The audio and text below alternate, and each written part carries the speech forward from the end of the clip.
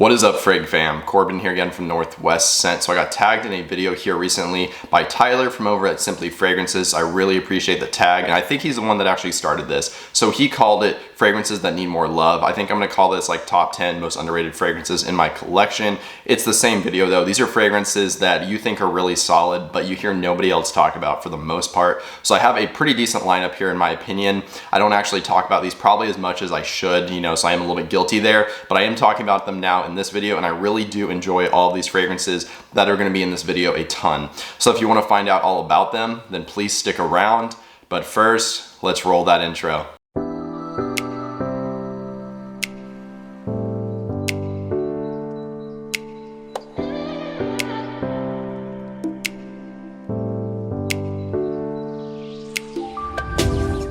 Alright guys, welcome back from the intro, and like I already said, this is the top 10 most underrated fragrances in my personal collection. In my opinion, of course, there are more fragrances from my collection that I do find extremely underrated, but how I went about this was I was looking through all my bottles and I was thinking, how much do I like something, but also how little do I see that particular fragrance get talked about, not just by reviewers, but on the Facebook groups and throughout the community in general. So these are the ones that met both of those criteria and jumped out at me the most. Additionally, I forgot to tag the person that I am supposed to be tagging, so I'm going to be picking Justin Copeland from Stay Fresh Productions. You are tagged, brother. I hope you have fun making this video if you're able to get around to doing it. But finally, with all that out of the way, let's jump into the first fragrance. And starting us off here on the list, there's no rank to this list, although I am putting this towards the back because I am kind of newer to this fragrance, so I'm not as familiar with it. I haven't really had a bunch of chances to like mention it in videos yet, but it is a fantastic fragrance nonetheless. This is coming from the house of Mancera, and this is Kumkat Wood. I actually discovered this because of Justin Copeland. In one of our collab videos, he brought this, and I really liked it a lot. So I've only had it for like a month and a half at this point, but this might be one of the best smelling Manceras I've ever tried. Certainly one of the best freshies. This is quite a good citrusy, kind of vetiver, woody, spicy fragrance. So you do get grapefruit in here, which is the standout to me. And I've said this many times, I love grapefruit. So usually if there's a dominant grapefruit note in a fragrance, I'm really gonna enjoy it a lot. This one is no exception. It also gets paired with a note they're calling just spices in general. They're not specifying what type of spice it is, but you can definitely get a kind of like slightly oriental spicy quality to this. But it is definitely more on that fresh side. There is a lot of cedar in here. There is a decent heft of vetiver as well. And then there's a little bit of these floral notes as well. So it's floral in the background, but it's really dominated by this kind of like green grassy vetiver, this nice peppery woody cedar, and then those citruses and those spices. So this is a really pleasant fragrance, kind of similar to Terre d'Hermes, the original. That's the comparison that Justin brought up, and then it instantly clicked in my head. I was like, yeah, that's right. That's why this one smells decently familiar. But this one is more high quality. I think it's just a more pleasant smell. If you like Terre d'Hermes, the original, but you're looking for something maybe a little bit more niche quality and just maybe a little bit more mass appealing, believe it or not, definitely check this one out. So this is the first pick for my most underrated fragrances in my collection because I never see anybody else talk about this particular fragrance. So again, coming from the house of Mancera, this is Kumkat Wood. Okay, so moving on to the next fragrance. This is coming from a pretty popular niche house at this point, but this particular fragrance from the house gets basically zero talk in the community. I don't think I've seen it in any reviewers' videos, at least recently, and I've maybe seen it mentioned like once or twice throughout the fragrance community. So this is coming from the house of Nishane, and this is Saffron Colognisé. I like to compare this kind of to Byredo Rouge 540. It does not smell the exact same, and I don't even think it's an inspired by fragrance. Like, they're not that close, but they are close enough where you can kind of draw a very vague similarity. So this one does have saffron, you know, it's in the name. That's a very big player in Byredo Rouge 540. That's kind of what gives that fragrance that cherried sweetness feel. And this one has it, but this one is a lot fresher. So I think Saffron Colognisé or Cologne is a very fitting name. You do get that kind of cherried sweet saffron here. It is a little bit spicy, but you get a ton of citruses in here. There is grapefruit, there is some citron, and then there's actually passion fruit as well. I think the passion fruit to me is the most dominant fruity note. It does bring kind of this like faintly tropical, but very like rich, juicy, sweet flavor almost to this fragrance. There is a little bit of pink pepper. You actually get some ambergris in here as well, which you can definitely detect. There is kind of like a watery saltiness to this fragrance. In the end, it is mostly fresh with a little bit of this spice, but it is a nice sweet fragrance as well. Not overly sweet, but it is there. I think this is something you can wear year round, but definitely in the high heat as well. So if you're looking for like something kind of in the vein of Byredo Rouge 540, but a lot fresher, not quite as sweet, and I would say maybe even a little bit more high quality smelling, not quite as like screechy, you can definitely check this one out. It's nothing that in my opinion is going to land you a million compliments, but I think it is very pleasant. I think people around you will enjoy it, and I do find this one just to be very underrated in general, in particular from this house. So definitely check this one out if you can. Again, from Nishane, this is Saffron Colognisé. Okay, moving right along to the third spot here. This is one that is from not just a popular house, but a popular line of fragrances. But this is probably, I would say, arguably the least talked about fragrance in this line. One of my favorites, believe it or not. This is coming from Jean Paul Gaultier. This is Le Male Essence de Parfum. Man, yeah, this is really good, honestly. This is very similar to a very popular fragrance, which is why I do find this one to be quite underrated. I actually find this better than the fragrance that it is similar to, and that fragrance is CH Men Privé. Does it smell the exact same? No. Is it a clone of it? No. But it is definitely in that same ballpark. You do get the leather in here from that fragrance. You also get the cardamom. There is vanilla, which I believe is in that one as well. It is missing the whiskey note here, but they've replaced that with some spices and lavender. So this one is a little bit more aromatic, maybe a little bit spicier. I find this one to be actually smoother, higher quality smelling, and just a more pleasant smell. Like, this one actually does smell better to me. So if you guys are looking for something in the realm of CH Men Privé, better performing, higher quality smelling, maybe just something a little bit different, you can definitely look into this one. Not very expensive. You can almost pick this up for the same price as CH Men Privé, but you're getting more juice here because they do come in the 125 milliliter bottles. So definitely check this one out again if you like that fragrance and you're looking for something different. Again, this is my pick for this video. This is Jean Paul Gaultier Le Male Essence de Parfum. Okay, so the next fragrance we're going to be talking about is coming from a house that basically you don't see get mentioned hardly at all. Very rarely do I see anybody mention a fragrance from this house. This is definitely probably one of their more popular fragrances, but just the status of the house alone puts this one in a very underrated territory in my opinion. This thing smells absolutely fantastic though. The house is Bottega Veneta, and then the fragrance is Pour Homme Extreme. Yeah, this is right up my alley. This is woody, a little bit brisk, kind of fresh at the same time, leathery, very woodsy smelling. This thing is very fantastic. It is pretty masculine smelling, like traditionally masculine, although I think anybody can, of course, wear what they want. So you get a pine tree note in here. There's also some fur. Like I said, there's leather in here. There's a little bit of bergamot as well as some juniper berry. So you do get a nice tartness to this, but it is definitely dominated by those fir notes. And then the pine tree, it is very green and woody, almost sappy smelling. You do get a little bit of this leather. It's almost more of a suede. There's nothing really dirty with it. Kind of just like a very creamy, soft leather note. There's a little bit of a spice here as well. It's just a fantastic fragrance. I will be honest, the performance in my experience hasn't been that good, but you guys need to try things for yourself. Maybe this will be nuclear off your skin, and regardless, I care a lot more about scent. And in the case of this fragrance, the scent is amazing. You could wear this year round in my opinion. It is one of those fragrances that can't really be fit into a specific season. Such a classy fragrance, but something that you could wear casually as well. So I think the versatility here is really high, but the uniqueness of the scent and just how pleasant it is to my personal taste is up there as well. So definitely check this one out if you like woody fragrances, leathery fragrances, or stuff that is a little bit spicy. Again, from Bottega Veneta, this is Pour Homme Extreme. Okay, so the next fragrance we're going to be talking about is similar to the Bottega Veneta. This is an underrated house. You don't see them get much talk at all. This is probably their most popular fragrance though, but again, just because the house barely gets any talk, this fragrance doesn't get any talk either. The only person I've ever really seen mention it as far as a reviewer is Max Forti. He is the one that I found out about this one from, so definitely props to him for pointing me in this direction. But this is coming from the house of Costume National. This is the original Homme. Yeah, this is a very nice spicy fragrance. There is a little bit of a briskness at the top. You do get some citruses like grapefruit and then bergamot, but it is definitely dominated by these spices. There is cardamom in here, bringing kind of a fresh, spicy, lightly sweet quality to this. It is dominated by these cloves and cinnamon though. So if you don't like cloves, I know traditionally cloves kind of brings like an old school vintage vibe to a fragrance. You might not like this one. This definitely does have a semi-vintage vibe to it, but I don't really mind. And I do think it is a little bit modern at the same time. I'm definitely getting an aromatic quality here as well. There is no lavender listed, but I'm almost picking up on something in that style. Maybe it's coming from the thyme here in this fragrance. Nonetheless, this thing smells really, really nice. Again, clovey, very spicy, a little bit sweet and fresh.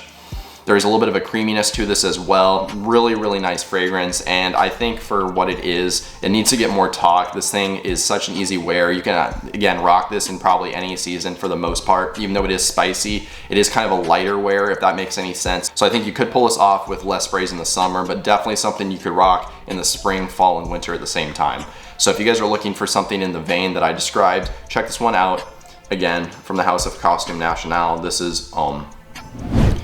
Okay, so the next fragrance we're going to be talking about is no stranger to this channel. Extremely underrated house, extremely underrated fragrance from this house. This is probably one of the least talked about fragrances from them, but they're not even that popular of a house anyway, so you never see this thing get talked about. I really do like this thing a lot. This is coming from the house of Comme de Garçons. This is Black. If you guys are newer to the channel, or maybe you've missed the videos where I've talked about this one, this was my signature scent for probably like 3 or 4 years, basically since 2013 up until like, 2017, somewhere around there. I can't really exactly remember, but this thing worked really well for me. This is the only bottle I've ever gone through a full bottle, so this is my second one. Really nice, kind of smoky, brooding fragrance. There is incense in here, there's black pepper, you get licorice, believe it or not, there's birch in here.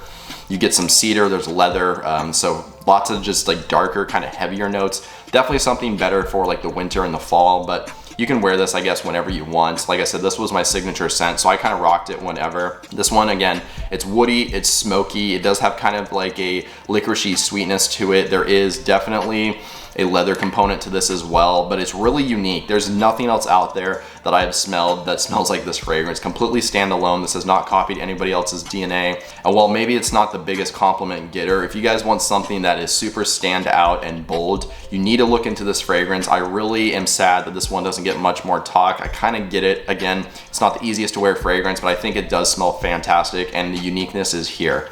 So definitely one of my top picks for this video. Again, from the house of Comme de Garçons, this is Black. Okay, so we are on to fragrance number 7 now, I believe, and this is probably the most surprising pick for this video, and what I mean by that is I'm surprised by how unpopular this fragrance is. This house, decently popular, it gets a decent amount of talk, but I never see people mention this fragrance like as part of their collection when they have fragrances from this house. I've tried a bunch of the fragrances from this house, and this is the only one that has really blown me away, and I felt like I needed a bottle of it. So the house we were talking about is Byredo. This is Sundazed. And like I said, this is the only fragrance I have from this house, and I've tried a bunch of them. None of them have made me feel like I need a bottle of them until I tried this one. Very, very pleasant. You get a nice juicy citrus at the top. I think there's 2 of them, and I can't remember what they are. I know you get jasmine sambanc in here as well as some neroli, so there is kind of that fresh, powdery, white floral nature to this fragrance, but you get a very dominant cotton candy note, which this may be the sweetest fragrance that is meant for the warm weather that I've ever smelled. You can definitely pull this off, even in the highest of heat, but it is quite sweet as well. The juicy citruses really kind of make this lighter and brighter. Pairing with the cotton candy and the fresher qualities of those white florals, this thing is so pleasant. Very unisex. This does not, in my opinion, lean super far to like the masculine side or the feminine side. I think anybody can wear this, and it's just such an easy wear. Like I said, there's nothing offensive to my nose about this. I would really be hard pressed to find somebody that would dislike this, or at least I believe I would be. So definitely check this one out. It is an expensive fragrance like some of the other ones here on this list, so I would definitely say sample first, but all I know is this thing blew me away when I first tried it, and I think if others try it as well, the same thing might happen for you. So again, my pick from the house of Byredo, super underrated gem from the house, this is Sundazed. Okay, so the next fragrance we're going to be talking about is coming from a very small indie house based out of India. I don't really see many people talk about this house, and I think reason being is they put out very limited quantities of fragrances. They make a single batch of it, and then when the stock dries up, it's gone. So that's basically it. It is very hard to find, but I think if more people tried this fragrance, it would definitely get at least a little bit of talk or buzz here in the community. So this is coming from the house of Dixons and Zach. This is Rising My Sword 2. And admittedly, this is the only fragrance I've ever tried from this house, but from what I've heard, this is one of their best offerings, so I'm really glad to have this. This is a chypre, so it's supposed to be citrusy, woody, mossy, which it is, but there is so much more to this fragrance than that.